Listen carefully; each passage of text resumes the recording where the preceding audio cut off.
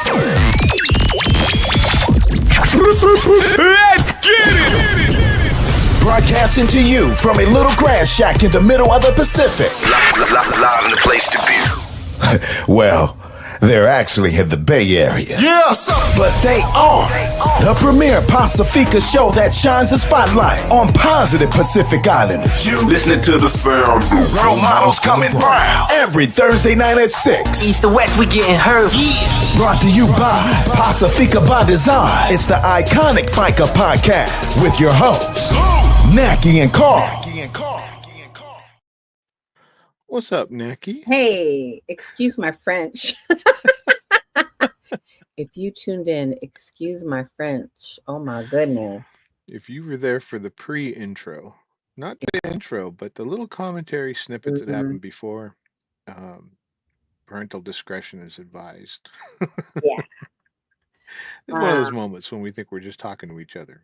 But we're season 9, episode, is it 15 or 16? 16. 16. We got a lot to talk about today. We have the Pacifica Mental Health Conference that we'll probably spend a lot of time on that. It's graduation season. I'm in Utah. Naki's been all over the planet. All over the planet. And we obviously have our community announcements like we always do. No guests, just us. That's our show. That's it for today. Naki was good. Yeah, we're gonna. So first, I think we talked about it. I went to Maine for my daughter's graduation, and that was crazy. And then we went to went to Maine. My daughter graduated from the University of Maine, and that was May 10th. And then we came back, and on May 23rd, my other daughter, Evelyn, graduated from City College of San Francisco, which is so freaking amazing. So I had 2 graduations in 1 month, and I'm so proud of my babies. They are just, I'm just so smart. So they're warriors. They're just freaking badass. So, and then my niece, Hopi Tella, she graduated from Utah, and in Utah from high school. That is my niece, Mara / daughter. She's like my daughter. Her daughter, Hopi, graduated from high school, and she's going on a trip to Italy. So I had to, of course, Auntie Nana has to send a gift. I mean, Italy, 18 years old and going like making moves. Like, I think I'm kind of, I would have never thought to go to Italy at 18 or out of high school. Right. So it's like, I feel like kids these days, they think bigger. They think bigger. Their window is bigger and wider, which is badass. Cause my window was like this big, and just cause I didn't know. And I'm older, but, so I'm so excited for Hopi to experience Italy in this young age. And then, this week, my goddaughter, Vera, has twins, Jada and Jaden. And they graduated from high school on Tuesday from Centennial High School in Las Vegas. And there was 800 graduates. 800. Like, they were like, I don't know, is that a lot? Yes, it's a lot. Because here, like, I think the high schools here, the graduating classes were like, I don't know, maybe 200. Is that a lot? 200? I want to get, I didn't even. Graduating class? Yeah. Isn't that a lot? A graduate? Yeah. It's a decent size. I mean, it's not big, but it's a decent size. But I'm just like, what the, like 800 is huge. So how long does that take to get 800 kids across the state? Let me tell you, Centennial High School did a great job and it's funny because I was like, oh my God, 800 kids. We can be the graduation started at 3. I was like, we can be late an hour. And still they wouldn't, because they're L's, Lafayette. So there's that homo thinking, how late can I be and still make it? So I'm just like, yeah, can I? So I couldn't. But I mean, we were there like 3:30ish. And then the rest of my family was in the parking lot. Mind you, it is Las Vegas. So it's 100 degrees. So me, Mena, and Evie, we get to the, graduation. It's at Thomas and Mack, convention, UNLV's convention center or stadium or whatever that is. And it's packed. It's packed. There's 800 kids. And it's like, what? And so my family is setting up in the parking lot. Hey, New Zealand, Amani, thank you for tuning in. Sorry I'm cutting myself off, but Amani is tuning in from New Zealand. So thank you so much. Aotearoa. Aotearoa. So you're tailgating the graduation. Yes. That's what you're doing. We're going to be talking about New Zealand because we had a doctor that we spent some time with that came in from New Zealand this past week. So anyway, I go to the graduation. It's 100 degrees outside. And we're PIs, so we got to go big. There was a big, poster size, I don't know, like the size of a wall of my nephew, Isaiah Nehemiah, who graduated as well, same class. His family, he's the one and only first grandkid to graduate. So they went all out. As my cousin Peter and his baby mama is Jen. And so their son graduated. But so after the graduation, so this is what they do. Sorry, I'm all over the place. 800 students. They had students coming from both sides. So, but they were like Jeff Smith, Jane Jackson, Don Joe. Da, da, da. I mean, they were like you barely had time to cheer for the kids. It's like, oh, John Smith, Eric Sanders. Da, da, da, da. I mean, that 800. But what did it? I'm sure you got your cheers in. Oh, we got our choo-hoos in, our cheers, and it was very nice. I was so happy to have made it to Las Vegas, and we went Tuesday morning, and we arrived at noon. The graduation was at 3:00, and we left Wednesday morning. We had to be at the airport at 6:00, and so yeah, it was good. Man. And Mo's right. When we went to my daughter Evie's graduation at City College, once your name was called, people just left. From, students that their names were getting called. After their names were getting called, they left. And we left too. Evie got her name called. She went around and exited, and we left too. Yeah, you're in the city. People are worried about traffic.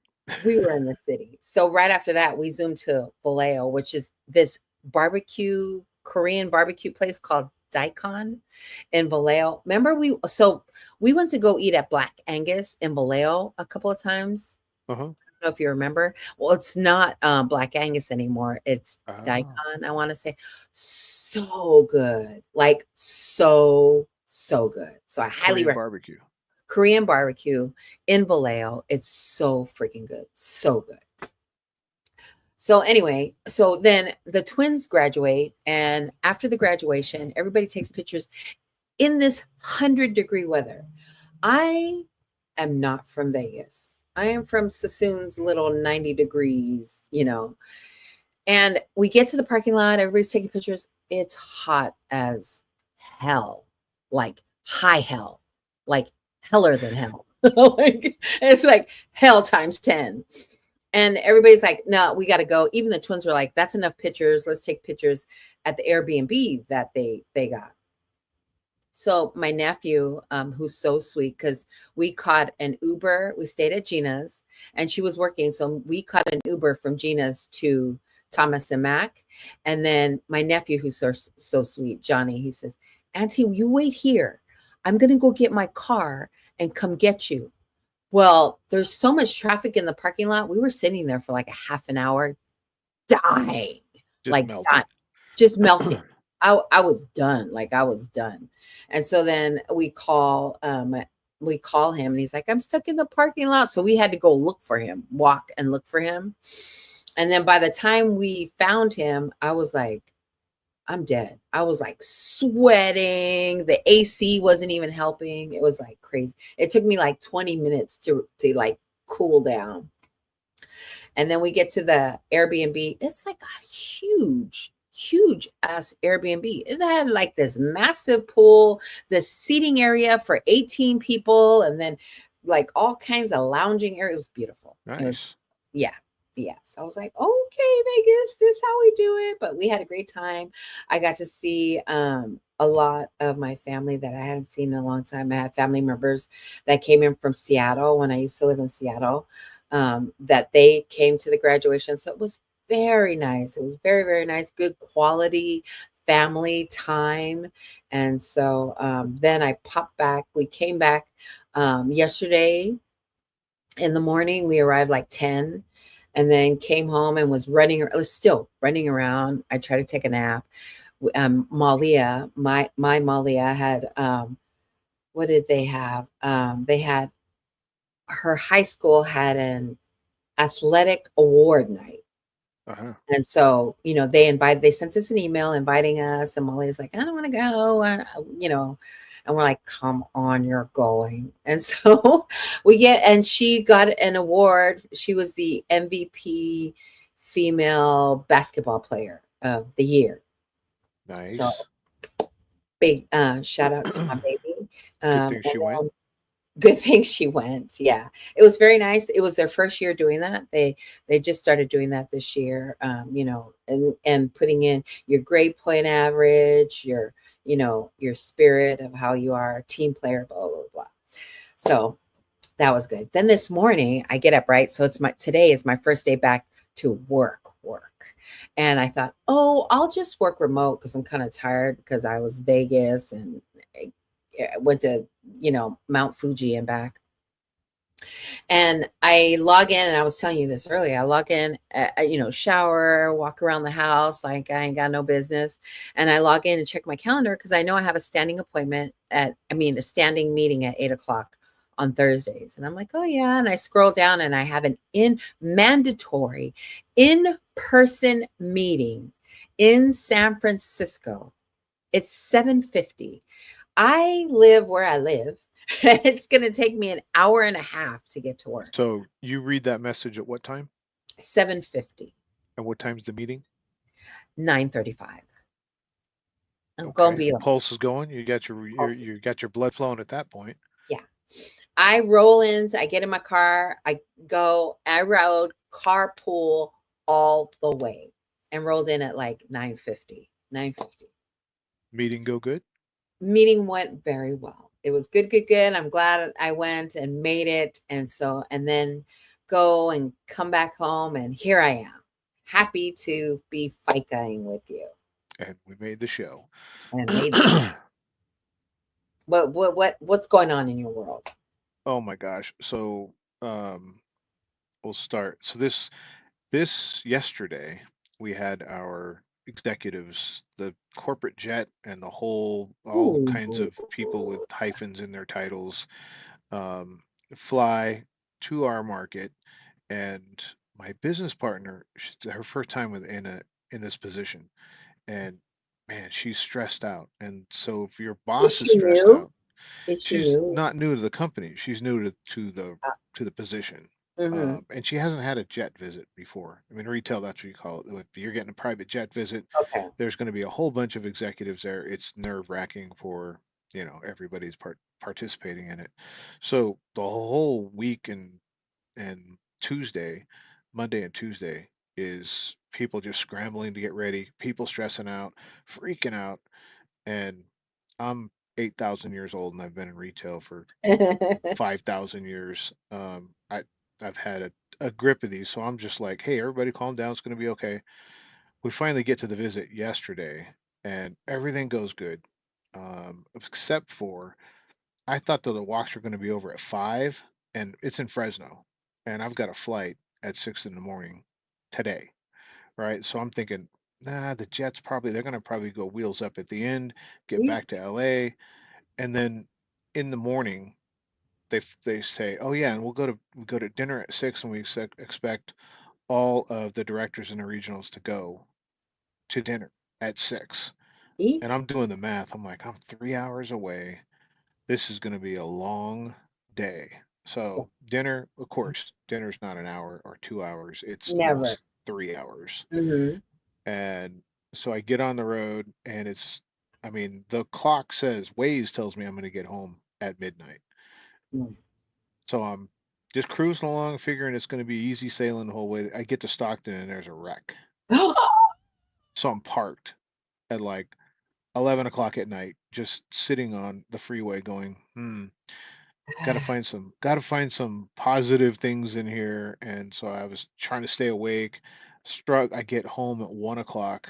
I gotta unpack and then I gotta pack to get to Utah in the morning.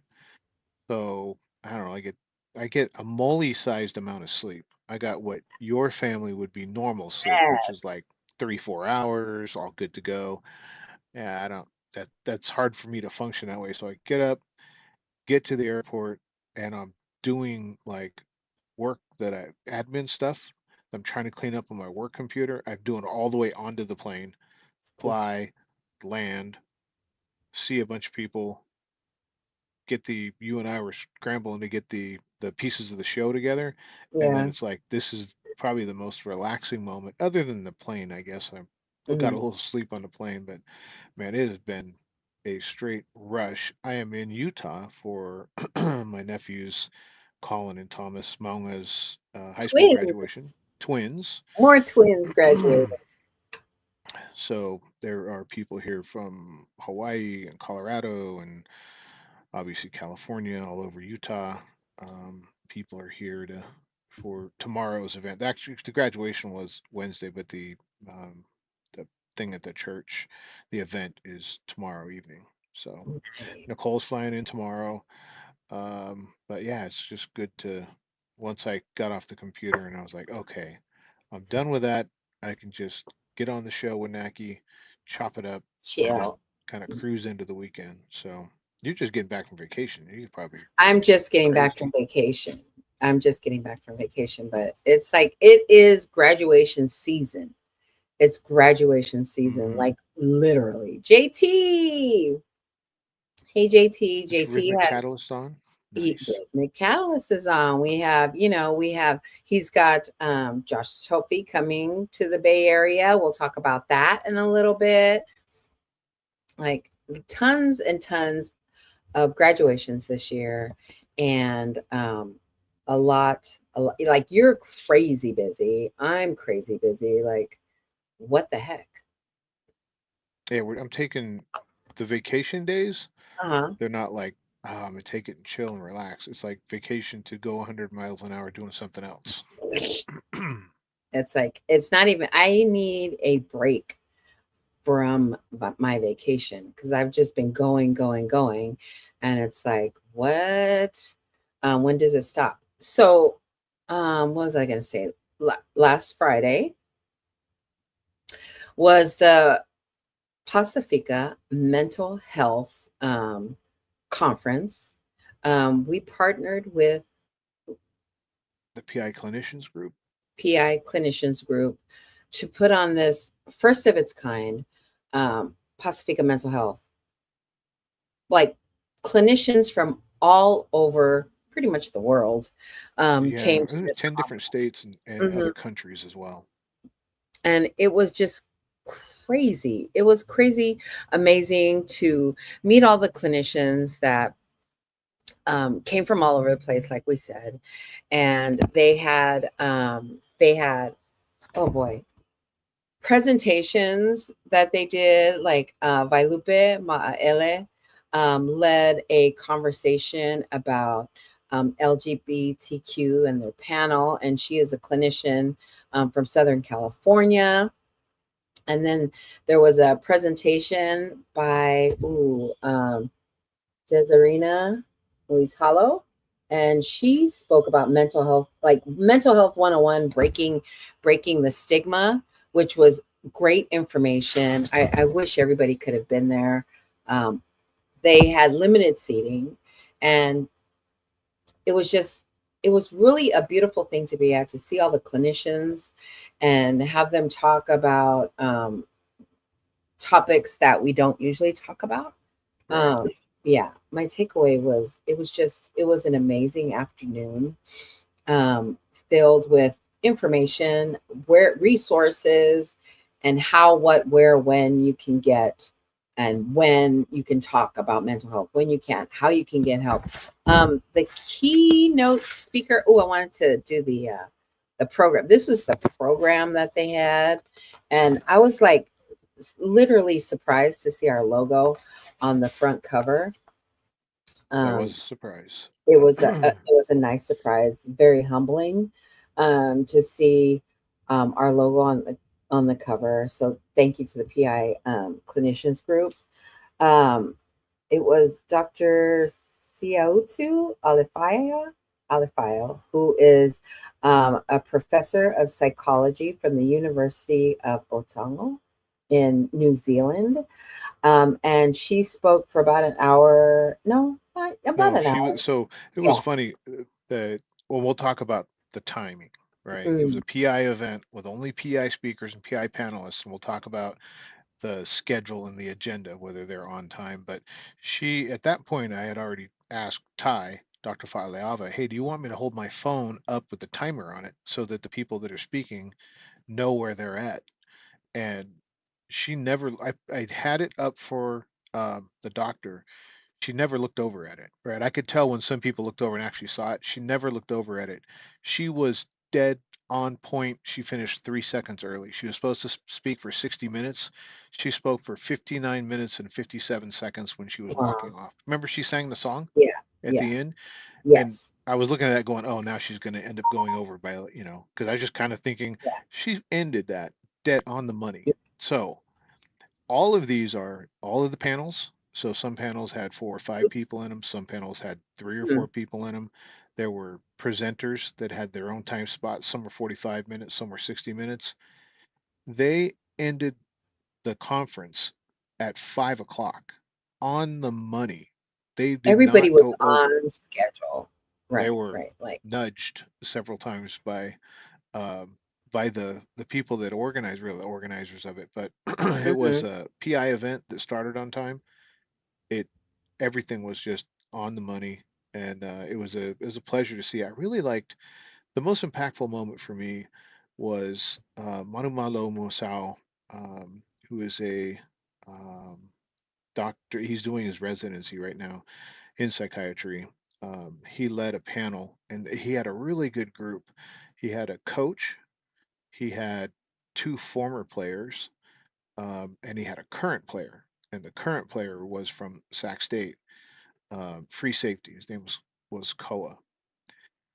Koa was a breath of fresh air, and it I was emotional with the way that the group was embracing him because he was like, yeah, I have never really never had these thoughts about mental health. Grew up in Hawaii, tough kid. You can right. see it. He just grew up tough. That tough Hawaiian local mentality, football, um, and he was very open to it though. He would, he just said, "Oh, Yeah. I guess I've never really thought about that." But as soon as Manu Musao said Yeah. that there are pro players in Major League Baseball, in the NBA, and the NFL that are looking into mental health because it can give them an edge, man, his Yes. eyes lit up. And he was so open to learning about it. And for he's like 18, 19 years old. It was refreshing to see a young person just say, hey, I need to learn more about it. It was also refreshing to see the community, the whole room embraced him. You could feel the whole room was like, you're good. Don't worry about it. We got you. Take our names down. You're going to be okay. You're going to be fine. And I could see him. It touched him as well. But that was the moment that really touched me. Was there a specific moment for you that you really looked at like, wow? Because you were very um, you were riveting. You were riveted to what they were saying. I could tell you were soaking it up. Yeah, I think I was emotional about the whole thing because, and I really started my waterworks when, by Lupe, which was the first group that presented, when they started, only because it is the first of its kind. It's the first time, usually, and this hit a note with me too. The one of the clinicians said, I've been to mental health conferences, and whatever they're talking about didn't didn't hit me. Like all the topics, I couldn't connect. And to be in a room where PI clinicians were talking about PI issues, and issues that we all go through, but to be in a room and to talk about it where we don't normally talk about it was crazy. And so to hear everybody's story during Vailupa's Panel. presentation, during their conversation, it was the LGBTQ, their experience and what they would like to see. It just, because I knew Neil's story, and to hear that there were more people that were going through what he was going to, fighting to be seen as a gay man in the 70s, he said, and in the 80s, to fight to be seen in the Pacific Islander, realm. And then I remember Neil saying this, not there, but he said this once to me, that not only did he have to fight to be seen in the Pacific Islander, world where he's recognized and seen, like really seen, and then to finally get seen, and then to go to, like Castro, right? In the Castro, to go to a bar where it's a gay bar. He goes to the gay bar, he goes to order a drink, and the guy won't serve him because of the color of his skin. So not only did he have to fight to be, fight to be seen as a gay Samoan, now he's got to fight to be seen as a gay brown, Right. person. So, and Not to mention society overall, right? So he's society, in a smaller subset of right, the gay community right, to be accepted within the gay community, to be right. accepted within society. Like it Yes. just lines up how much adversity, especially then. There were none of these. There were no, and Neil said that. He said there was no mental health No mental talk health. You just back had to then. thug it out. Like you literally had to thug everything out back in the day. And so I'm so happy that now our kids or our adults or whatever have the resources, can openly talk about mental health and how it affects our career and how it affects our everyday, life. Like it was, the whole thing was like, you seen me I was like crying and couldn't stop crying. And I'm sitting in the front, so they see me crying. I look like a blubbering idiot. But So it was a 45-minute presentation. I think she was crying for like 30 minutes of it. yeah, Like it took a little while to get the tears going, but once they came, I looked over, I was like, dang, she is still going. But that was a moving panel. I think because it shows the having Neo there and talking about the 70s and 80s, yes. and then to hear that the next two generations are facing the same thing to some Yes. degree. They're seeing the same things, but there's more, I guess there's more tools to help deal with it and get through that journey. But yeah, that was a powerful session. It was all powerful, but It was all those two. powerful. That moved me. And then Jason Finau, who is another clinician, he spoke about colorism, and right, he spoke about colorism It had some and statistics mental that health. just blew us away of Blew the us- how many Polynesians do you think, how many of this do you think, and Yeah. then it was like, and it was in the hundreds of thousands, and maybe one was a million. It was basically showing that there are more dark There are more more Micronesians, Melanesians Melanesians in the than Pacific than there like is. by Yeah, far. by far. By far. Yeah. So I think that part of that, and then another piece that it's hard not to, he gets your attention. He's like 6'14". Yeah, Like, he's like 6'99". Yeah, he's like 6.99999. I mean, he's super tall. But his conversation was very interesting because we spoke about colorism within the Pacifica community, Right. which it exists, which exists, right? yes. And it's a conversation to be had. It should be had all the time. It's a now conversation. It was a then conversation. It's still a conversation that happens to this day. But I'm glad that we got to speak about it openly. Like people spoke about, grandmothers talking to their daughters or their mothers talking to daughters. When you grow up, you're going to marry a Palangi, only because they seen the Palangi as, the They just didn't. Well, I think they saw it as a better life. Like Better you'll life. have a better life if you'll have more money, you'll have more They had the status. assumption, yes. Yeah. So that's, I think we needed to, and I think we kind of did. I think it's getting better, but it's still is a conversation that needs to be held, because a lot of people in the room spoke about the elders talking about, when you grow up, marry a palangi, because they're under the assumption that your life will be better. You don't have to suffer, like, and to them, they were thinking that we don't want you to suffer like us, Well, and they're thinking about, then if you're telling your kid marry a Mm, palangi to have a better life, then right. your kids, the Yeah. grandkids, are going to have a better life, Better because life. you know what I mean. It's like Yeah. kind of a, like, let's go leave and go find a better life, but Right. it's that it's the kind of the whitewashing of society. Like that's the standard, right? Right. And a Right. lot of the comments, a lot of the things that they're talking about, the points that they're making about, oh, she's pretty for, for a darker, for whatever, for a Right. Polynesian, for a Melanesian, Yeah. oh, she's pretty for a Fijian. Like, why, Right. why is there got to be a qualifier with it? Because Why? that's Yes. that's how we've been taught to think, right? Yeah. And Fair, so fair is breaking better. that, and I think this generation this younger generation is a lot better at having those conversations, but it's still colorism in the Pacifica community. It still exists. And to have an open Without a conversation doubt. Yeah.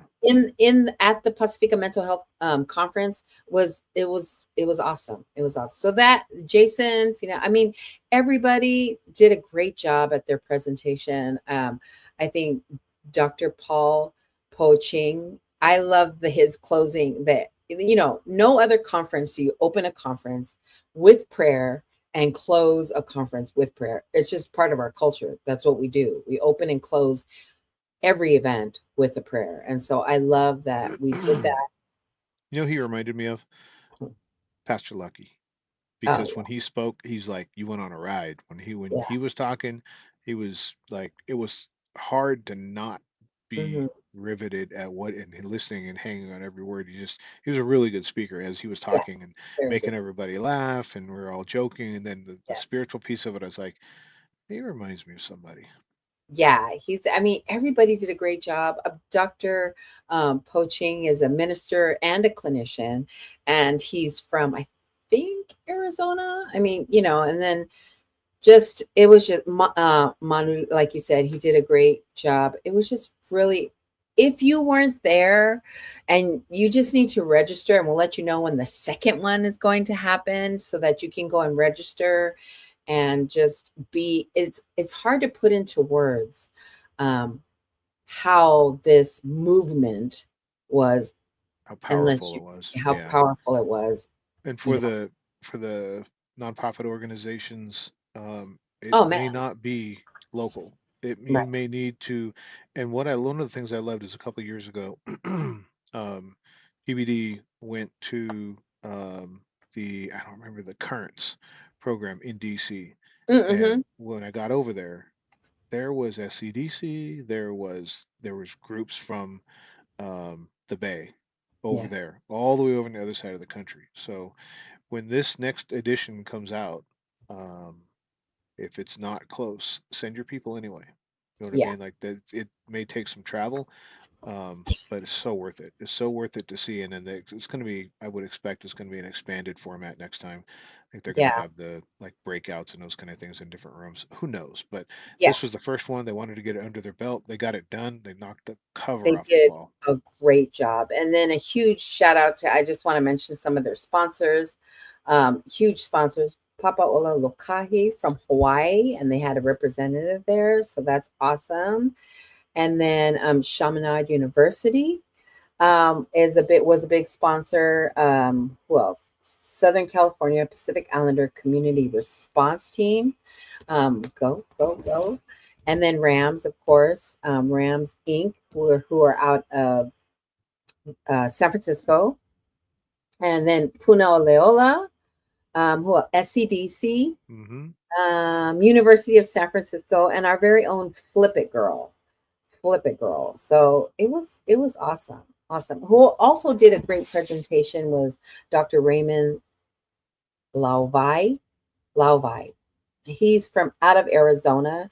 We're going to have him on the show within the next couple of months, whenever his schedule Oh, that clears might up. that might have been one of my favorite moments. So Mackie and I are headed out. We're headed to the car. We're both dead tired. We're not sneaking out, but sneaking out a side door literally.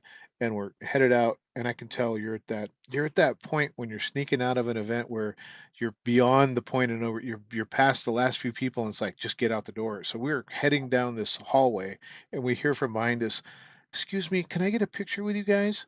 And we turn around and it's this doctor talking to us and we're like, "Can you get a picture with us? Can Can we we get a get a picture picture with with you? Are you? you kidding?" Yeah. And it was a really cool moment. I'm sure we that Naki is going to book him onto the show, but Yeah. that was a funny moment. We got caught heading out the door, but it was for can I get a picture? And it Can I was get a like we picture? were fans of him and he was fans of us.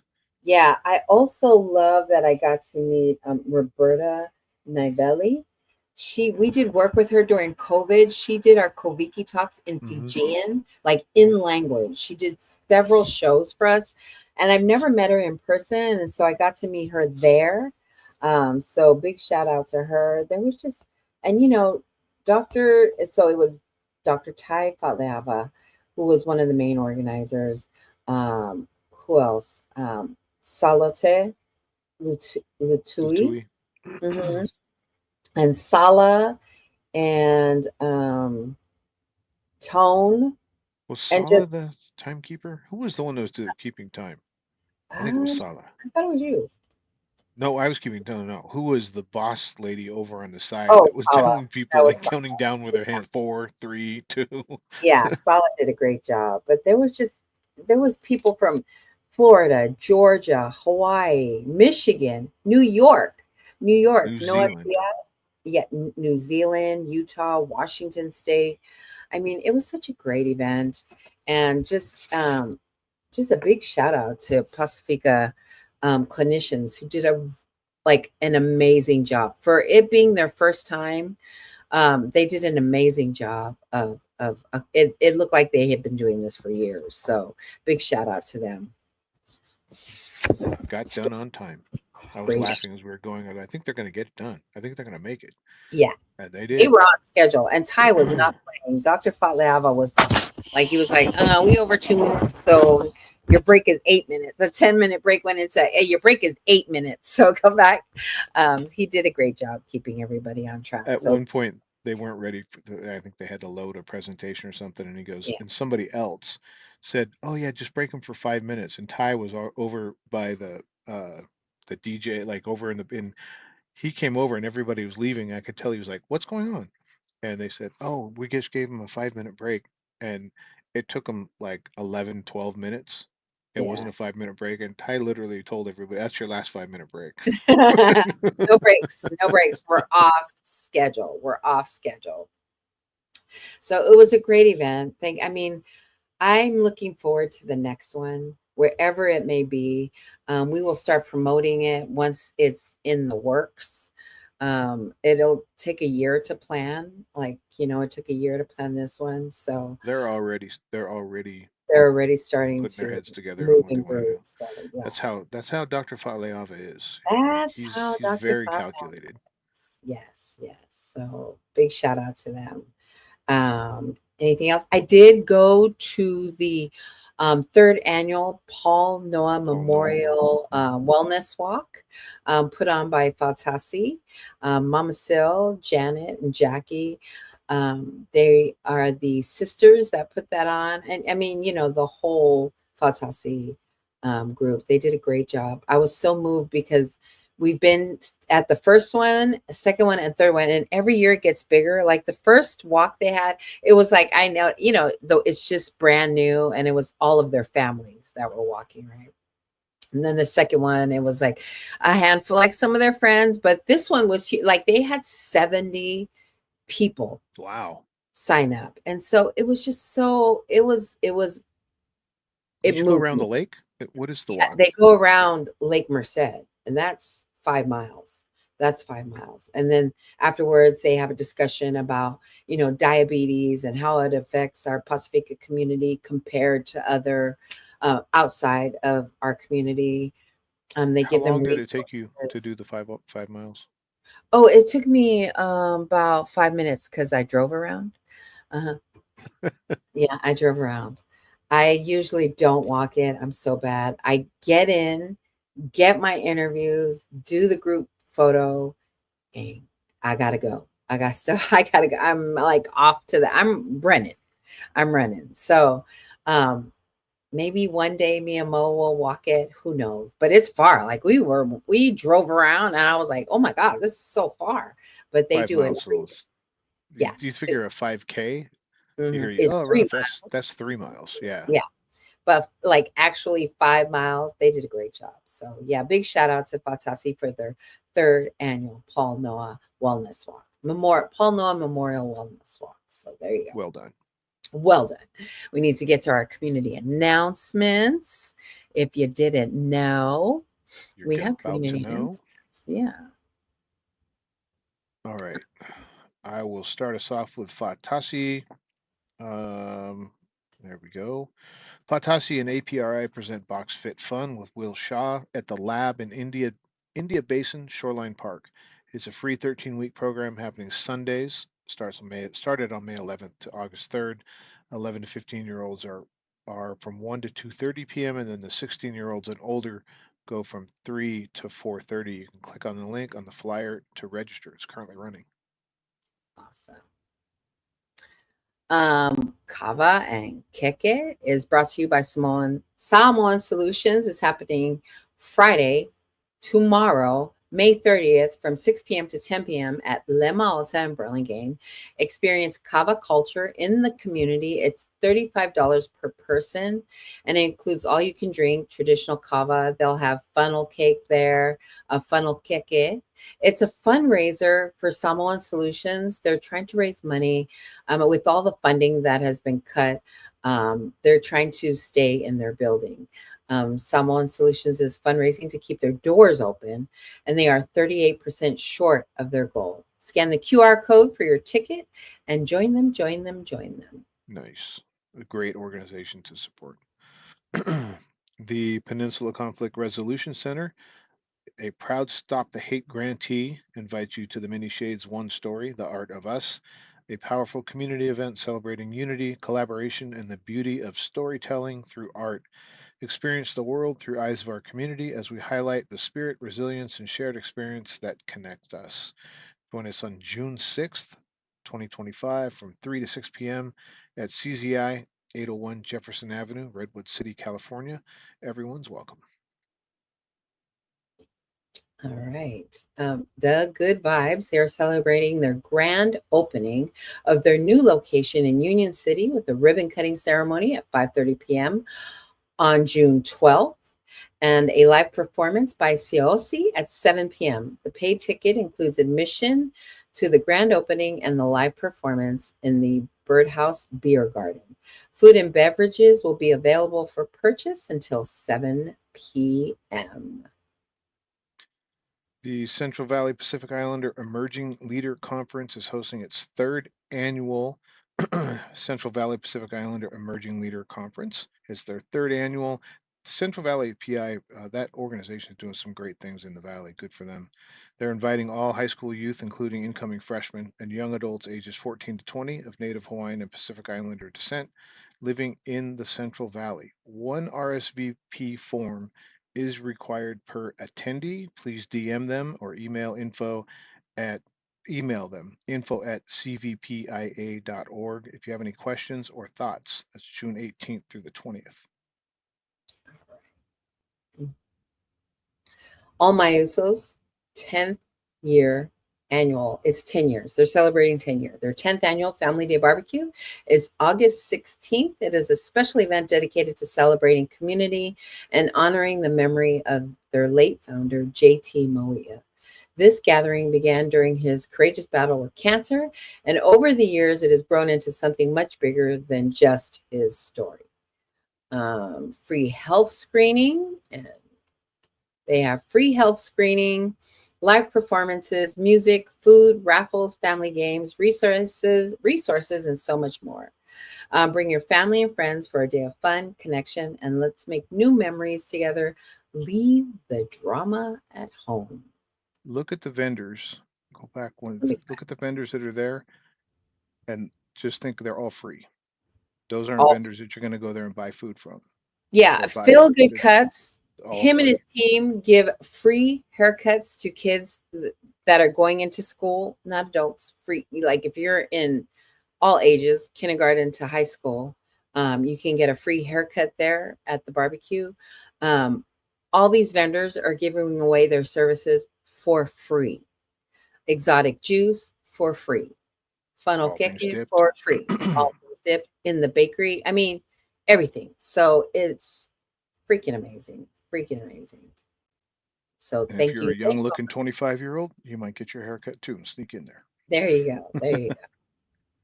So the 25 $25 PBD campaign is still going on.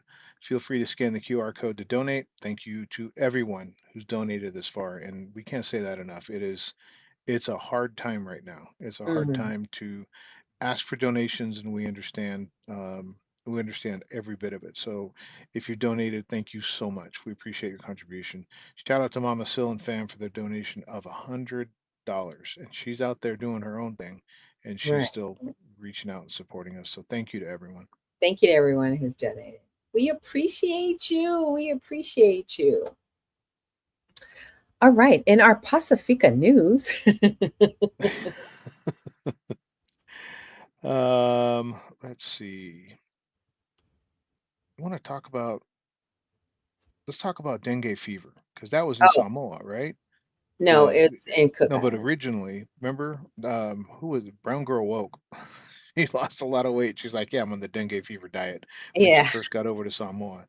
Um, but there is a Cook Islands have declared a dengue fever outbreak.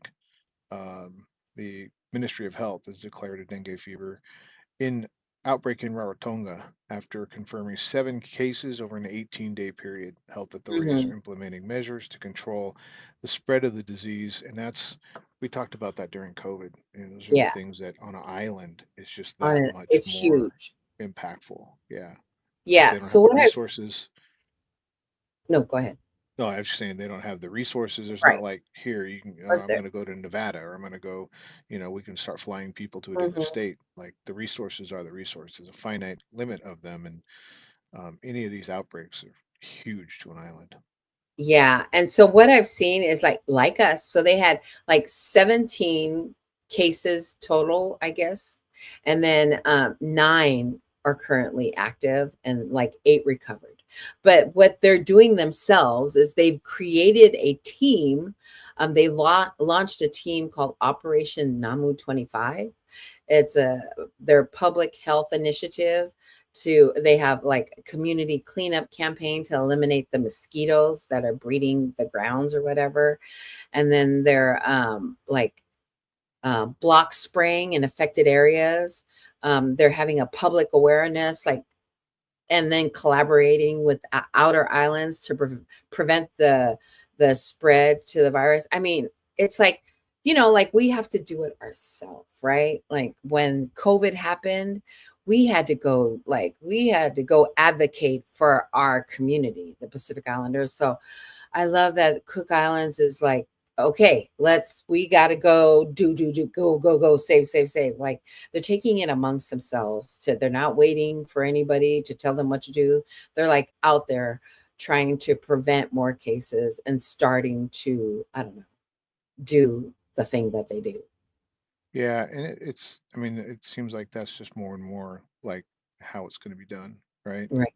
Like, it just you got to do it yourself, You got to do it yourself. unfortunately. So I love that. And then they're saying that it won't affect the tourism, but now everybody's scared. So it's just they're like, if you're gonna travel to Cook Island, just make sure that your repellent contains DEET, DEET. So I'm like, I'll just wait. I will wait if I were you. They're saying it's not going to affect, but you never know, right? So I would just wait until it's safe for everyone. Let's see. You know what? Speaking of um, doing it yourself, I'm trying to share this my screen, but the UNESCO State of the Oceans report came out, and it just Mm, tells us what we already know is happening out in the Pacific. mhm, Confirms that ocean temperatures are rising at double the rate that it was uh, just a few years ago. So it's when the rising of the rate, when the rate is expanding and doubling and mhm, tripling. I mean, it really tells you how desperate that position or the situation's become. So, and so talking about what Naki was saying about, um, we got to do it ourselves, right? mhm, So Tuvalu, for instance, being labeled a sinking island, they're not just surrendering and they're not waiting for the world to come help them. Obviously, we're looking for um, nations to come together to help and put funding towards it. But mhm. local youth groups are planting mangroves as Yeah, natural finding barriers against right. rising tides, and the tangled roots hold onto the soil. They do more than that. It's kind of they're giving them the hope of, hey, this is working, right? They buffer the coastlines for the storm surges, and they also nurture the fish injury nurseries, restoring the marine life the way the ancestors did long ago. So, Right. And they have um, coral reef restoration and happening in Fiji. Um, yes. trying, So you know that what I mean? Like so again, that they're doing it. They're doing it they're them. doing it. They're jumping in and do it themselves. The coral reefs and then in the Cook Islands, um, um, they're what are they doing in the Cook Islands? So they're doing the same things. Sustainable They're ocean governance. Yeah. right. They're going ahead and getting to work rather than just saying, "Hey, we need the world to come Well, help yeah. us." But there is um, there is a piece in here. So as a priority, leaders need to stop um, and protect our shared oceans. There's treaty, a high seas treaty that is out there that needs 60 countries to ratify. It's not going to become international law until 60 countries around the world ratify it. 21 nations have stepped forward. So there's a lot of work to do. There's a lot of wait. There's a lot of Mhm. path to go, but good for them for not waiting. Yeah. Good for them for not waiting. But I think we've learned in the past, um, if we wait, nothing's gonna Right. Or if we how long is wait, it going to nothing's take? gonna happen. How long could it take to get to 60, 60 Right. nations? It could take years, right? It could So take start years. doing things that you're able to do now. Yeah. So I mean, it's there's a lot of stuff happening, but I love that we're taking the initiative to figure it out ourselves. What do we need to, help us help ourselves? Like, what do we need to do? I love that.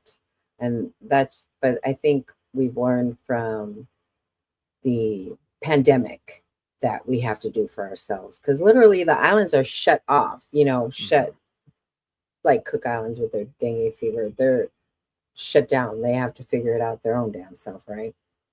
So I'm thinking, yeah, that's going to happen. That's going to happen. So good for the Pacifica, our Pacific island islands that are taking care of themselves. So I yeah. remember I went and sat in for you at one of Pie Fest's Oh yeah. events. It was a round table, I think. It was a discussion, and one of the panelists was doing. I think she may have been the one involved in the building of the mangroves because she was talking about Mm-hmm. they were doing that and they're actually getting results. So interesting that I mean it's obviously it can't stop it forever, right? But if Yeah. they're able to help it to some degree while we're trying to get other nations to get their ish together, you know, it all helps. Mm-hmm. Mm-hmm. Yeah. So just trying to figure it out. Trying to figure it out. What else is happening? Oh, there you go. More. I wanted to share this just because Okay. Joshua Tofi is coming There to you go. San Jose. There you go. It's being put on by Rhythmic Catalyst. Our JT and his team are putting this on in San Jose September 4th. Center for the Performing Arts. Tickets are on sale now. Joshua Tofi, it's going to be a good show. Western Conference is going to be emceeing and DJing and everything. Thank you, Jesus. And then, Kenya, I think that's how you say her name, is going to open up for Joshua Tofi. It's going to be a great show. I just wanted to put that out there that if you are in the area, September 4th, Josh Totofi, if you missed him when he was in the Bay not too long ago. So there you go. The week after Labor Day weekend. Week after Labor Day weekend. So there you go. I think that's it for us. Like, you have a graduation. You'll be in Utah all weekend? All weekend. I'm coming back Sunday night. Sunday. Okay, Sunday night. He'll be back Sunday. You can catch me at Kava and Keke tomorrow at Le Maota for Samoan Solutions fundraiser that they're having. It's a great event. You don't want to miss it. And I will be there. Let me just post their flyer up again so that you can see. Scan the QR code. It's $35. It goes for a great cause. All the work that Samoan Solutions has been doing in the Bay Area for over 15 years, And we want them to continue to have a space to share with the community, to do what is it? Nesian Night Market is coming back. They do Journey to Empowerment every first Friday of every month. So scan the QR code for Kava and Keke. It's their rent party to help them pay rent. You can see tons and tons of people there. I will be there. I'll stick a mic in your face and, don't run. Don't run. You can run, but you can't hide. You can't hide because I'll find you. So that is us. We're here every Thursday at 6 p.m. Come back to FICA with us. Love you all.